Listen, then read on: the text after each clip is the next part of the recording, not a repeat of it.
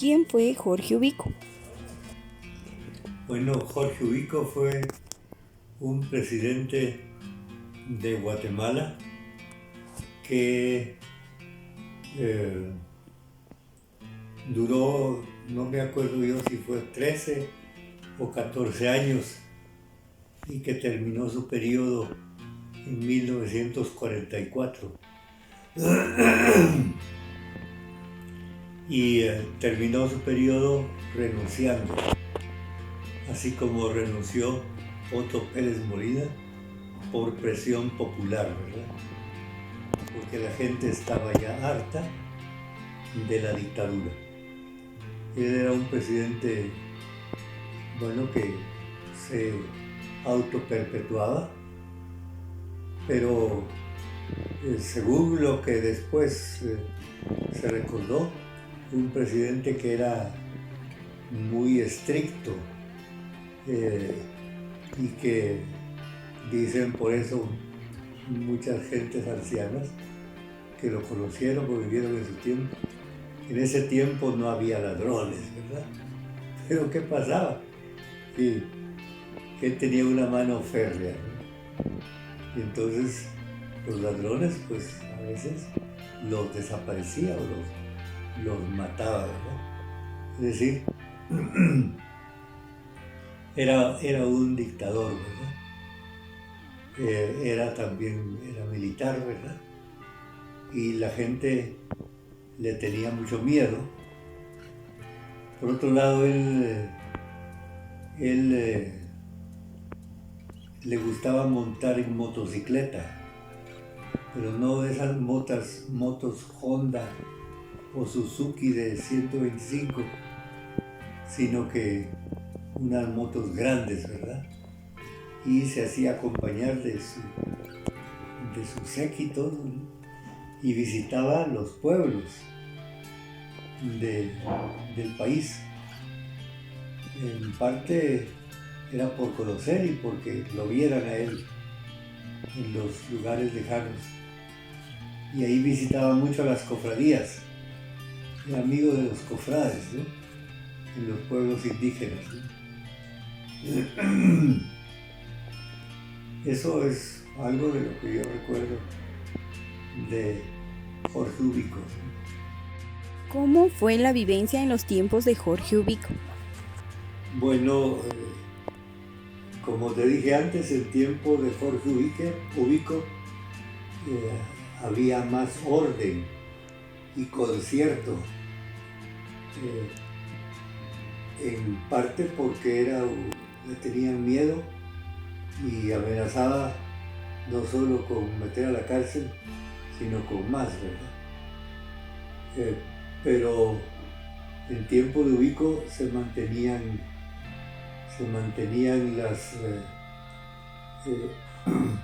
la ley de la vagancia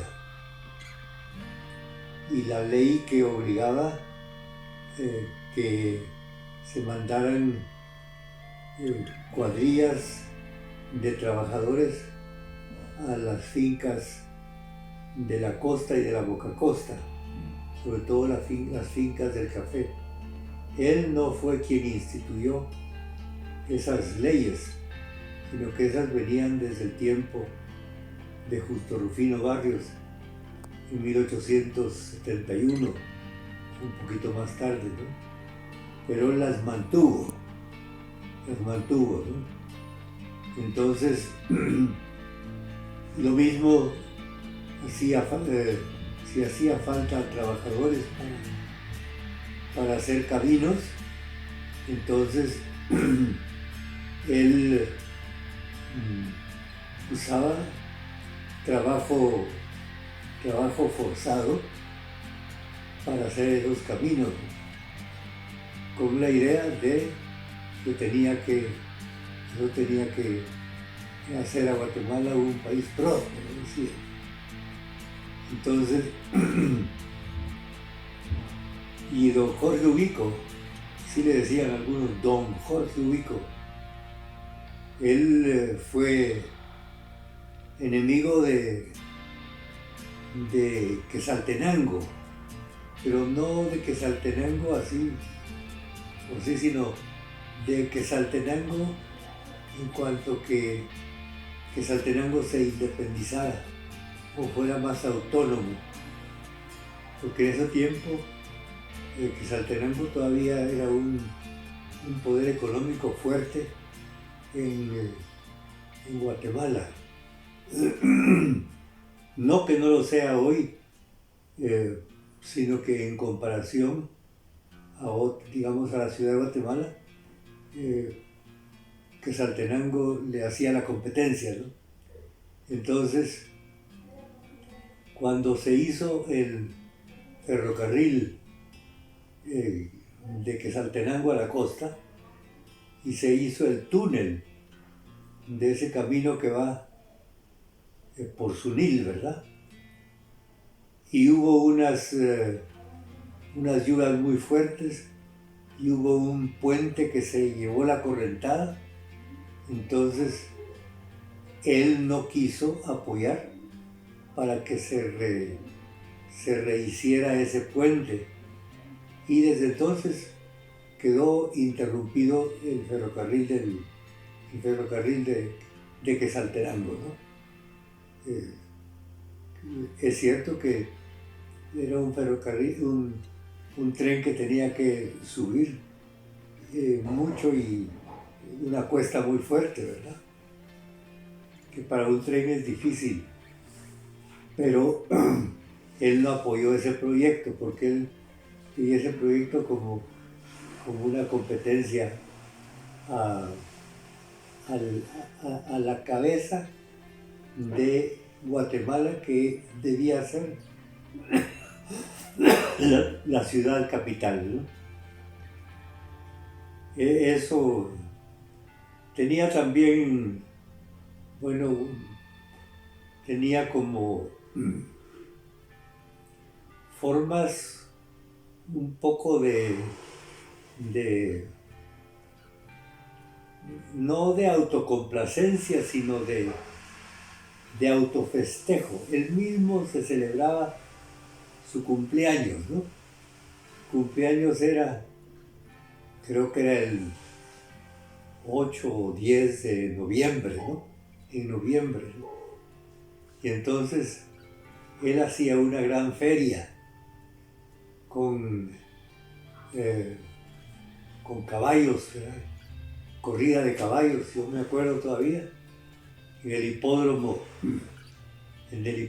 del sur, por donde está actualmente el aeropuerto, ¿no? Ahí había y se corría en caballos, ¿no? Y todo eso era por las fiestas novembrinas de noviembre. ¿Pero qué eran? Eran las fiestas de mi cumpleaños, digamos. Él mismo se celebraba su cumpleaños, ¿no? Para que se ensalzara su poder. Y así, dijéramos, fuera como más intocable, ¿no? Pero llegó el tiempo en que, bueno, sobre todo después de la guerra, esa fue la razón principal, ¿no? La guerra mundial estaba terminando, ¿no? Y entonces sus apoyos internacionales fueron perdiendo poder, ¿verdad? Y él tenía apoyo de los alemanes. Él apoyaba las fincas de los alemanes, que eran muchas aquí en Guatemala, de alemanes inmigrantes, ¿no? Y con la guerra mundial, que fue ya terminando, entonces no tuvo el poder para sostenerse como presidente. Y no solo eso, sino para que las dictaduras cayeran. No me acuerdo exactamente cuándo fue la fecha en que él renunció, si fue por junio o julio, pero renunció y entonces lo siguió un triunvirato que estaba encabezado por Ponce Bailes, un militar que no era de carrera y que gobernó 103 días o 104 días únicamente, y que ese fue derribado por la fuerza el 20 de octubre de 1944, con lo que se llama la Revolución de Octubre. Entonces comenzó lo que han llamado la primavera en Guatemala, con una serie de reformas políticas, reformas a los derechos humanos, a los derechos de los trabajadores. Una de las primeras cosas que se hicieron fue suprimir la ley de la vagancia, la ley del trabajo forzado hacia las costas. En fin, comenzó una nueva era después de Ubico, pero fundamentalmente de Ubico, porque el otro, Ponce Valles, nada más fue uno que sostuvo, por así decir, la peña que se venía abajo, pero estuvo nada más 105 días o 103 días.